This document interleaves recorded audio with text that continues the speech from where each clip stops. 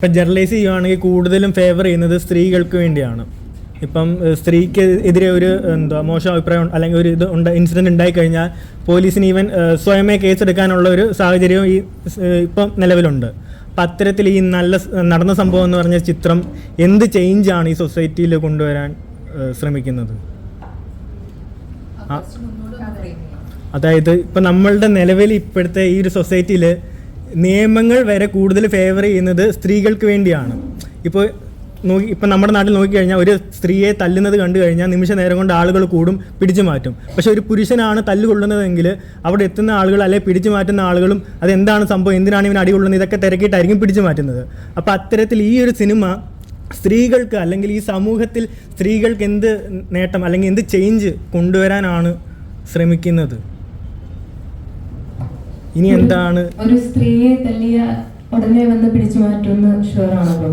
ഞാൻ ഇന്ത്യ ഒട്ടാകെ പറയുന്നില്ല, കേരളത്തിൽ കമ്പാരിറ്റീവ്ലി ഇന്ത്യയിൽ മറ്റ് സംസ്ഥാനങ്ങളെ വെച്ച് നോക്കുമ്പോൾ നമ്മുടെ കേരളത്തിലാണെങ്കിൽ സ്വാഭാവികമായിട്ടും ഇപ്പം ഞാൻ ഉൾപ്പെടുന്ന സാധാരണ ആളുകൾ എന്തായാലും പിടിച്ചു മാറ്റും. നമ്മുടെ സിനിമയിൽ അജിത്തേട്ടൻ വൈഫിനെ ഉപദ്രവിച്ചപ്പോൾ ആരാ പിടിച്ചു മാറ്റാൻ ചെന്നത്? സിനിമയുടെ കാര്യമല്ല ഞാൻ പറയുന്നത്. അല്ല, പൊതുവെ ഇപ്പൊ സിനിമ എന്ന് പറയുന്നത് സമൂഹത്തിന്റെ ഒരു റിഫ്ലക്ഷൻ ആണ്. നമ്മൾ ഓൾറെഡി പറഞ്ഞു. നിങ്ങളല്ലേ പറയുന്നത്? അല്ല, അങ്ങനെ അല്ലേ? അത് നിങ്ങളുടെ അഭിപ്രായമാണ്, എല്ലാവർക്കും ആ അഭിപ്രായം ആവണമെന്നില്ല. സിനിമ എന്ന് പറയുന്നത് സമൂഹത്തിന്റെ റിഫ്ലക്ഷൻ അല്ലേ? അത് എല്ലാവർക്കും ആ അഭിപ്രായം ആവണമെന്നില്ല. ഓക്കെ, എന്തായാലും ഒരു സ്ത്രീയെ തല്ലിക്കഴിഞ്ഞാൽ പിടിച്ചു മാറ്റും, ആണിനെ തല്ലിക്കഴിഞ്ഞാൽ പിടിച്ചു മാറ്റില്ല എന്നുള്ള അഭിപ്രായം എനിക്കില്ല. പല സമയങ്ങളിലും നമ്മൾ നമ്പായിട്ടാണ് ഇരിക്കാറുള്ളത്. അതായത് സ്ത്രീയെ തല്ലിക്കഴിഞ്ഞാലും ഒരു ഫാമിലിയിലാണ് അടി നടക്കുന്നതെങ്കിൽ അത് അവർ തമ്മിലുള്ള കാര്യമാണ്, നമ്മൾ അതിൽ ഇടപെടേണ്ട കാര്യമില്ല എന്ന് ചിന്തിക്കുന്ന കുറെ ആൾക്കാർ നമുക്കിടയ്ക്കുണ്ട്. അദ്ദേഹം ചോദിച്ചതിന്റെ നമ്മുടെ സൊസൈറ്റിയിൽ അതായത് ഇപ്പൊ ഒരു സ്ട്രീറ്റ്സിലായിരിക്കും ഇപ്പൊ ഒരു കേസ് വരികയാണെന്നുണ്ടെങ്കിൽ ഇപ്പോൾ സ്ത്രീകൾക്കെതിരെ ഒരു എന്തെങ്കിലും അബ്യൂസിന്റെ സംഭവം അത് ക്ലിയർ ആയിരിക്കത്തില്ല. അപ്പം ആ വിക്ടിമിന്റെ പേരോ ഡീറ്റെയിൽസോ ഒന്നും വെളി വരത്തില്ല. പക്ഷെ ആരോ അതെ അതെ വീട്ടിന്റെ അകത്ത് നടക്കുന്ന ഒരു സംഭവത്തില് ഇപ്പൊ അഞ്ചു പറഞ്ഞ മാതിരി തന്നെ വീട്ടിന്റെ അകത്ത് നടക്കുമ്പോ അത് അവര് തമ്മിൽ ഹസ്ബൻഡ് ആൻഡ് വൈഫ് തമ്മിലുള്ള ഒരു ഇത് കുറെ മോർ ഓഫൻ ദാൻ നോട്ട് സൊസൈറ്റിയിൽ നിന്നുള്ള ഇൻഫ്ലുവൻസോ കാര്യങ്ങളൊന്നും കാണാറില്ലല്ലോ. ഇത് എന്റെ ഒരു അഭിപ്രായമാണ് ഞാൻ പറയുന്നത്. എത്രയോ ഫ്രണ്ട്സ് ഇങ്ങനത്തെ റിലേഷൻഷിപ്സിന് ഉണ്ടായിട്ടുണ്ട്, അബ്യൂസീവ് റിലേഷൻഷിപ്സിന് ഉണ്ടായിട്ടുണ്ട്. അത് നമ്മൾ അറിയുന്നത് തന്നെ പലപ്പോഴും കുറെ കാലം കഴിഞ്ഞിട്ടായിരിക്കും, after they lived in those marriages. എന്നിട്ട് അവരുടെ ഫാമിലിക്കും അറിയാം അവർ ഇങ്ങനത്തെ ഒരു ഇതിലാണെന്ന്, ഇമ്മീഡിയറ്റ് ഫാമിലിക്ക് അറിയാം അവർ ഇങ്ങനത്തെ ഒരു abusive റിലേഷൻഷിപ്പിലാണ്.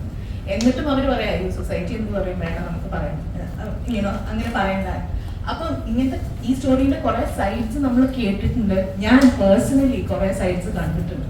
So then I feel like നടന്ന സംഭവം എന്ന് പറഞ്ഞ സിനിമ എന്ത് ചെയ്യും എന്ന് ചോദിച്ചാൽ നമ്മൾ ചെയ്തിരിക്കുന്ന ഒരു സിനിമ സൊസൈറ്റിക്ക് വേണ്ടി എന്ത് ചെയ്യും എന്നുള്ളത് നമുക്ക് പറയാനുള്ള ഒരു അത്രയും ഒരു വിഷൻ എനിക്കില്ല. പക്ഷെ ഐ ഹോപ്പ് ഇത് കുറെ കോൺവെർസേഷൻ സ്റ്റാർട്ടർ ആയിരിക്കും.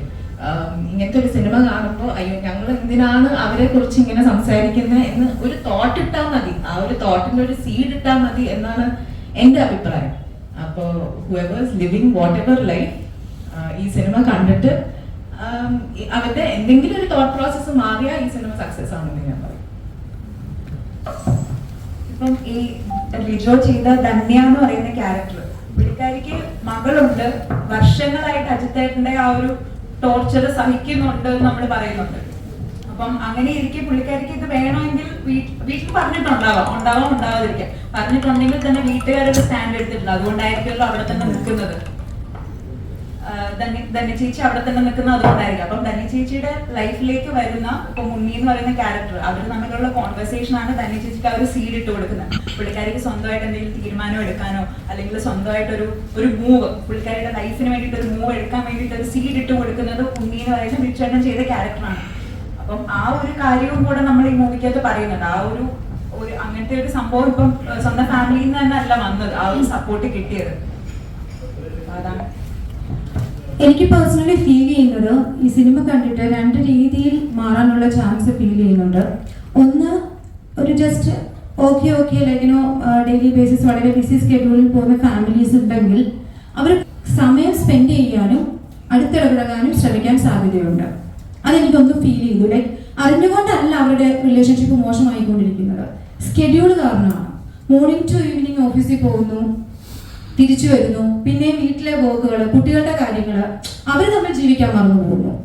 അങ്ങനെയുള്ള വുമൻസ് അവരൊന്നും കൂടി അവരുടെ ഹസ്ബൻഡുമായിട്ട് റിലേറ്റ് ചെയ്യും എന്നാണ് എനിക്ക് തോന്നുന്നത്.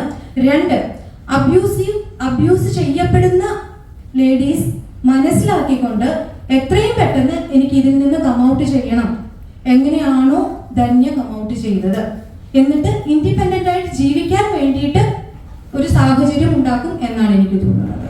പിന്നെ വേറൊരു കാറ്റഗറി ഏറ്റവും നല്ല ഫാമിലി ജീവിച്ചുകൊണ്ടിരിക്കുന്നവര്. അങ്ങനെയുള്ള ആൾക്കാർക്ക് മനസ്സിലാക്കാൻ പറ്റുന്നത് വളരെ മനോഹരമായ ജീവിതമാണ് അവരുടെ എന്നാണ്. That's what I felt personally.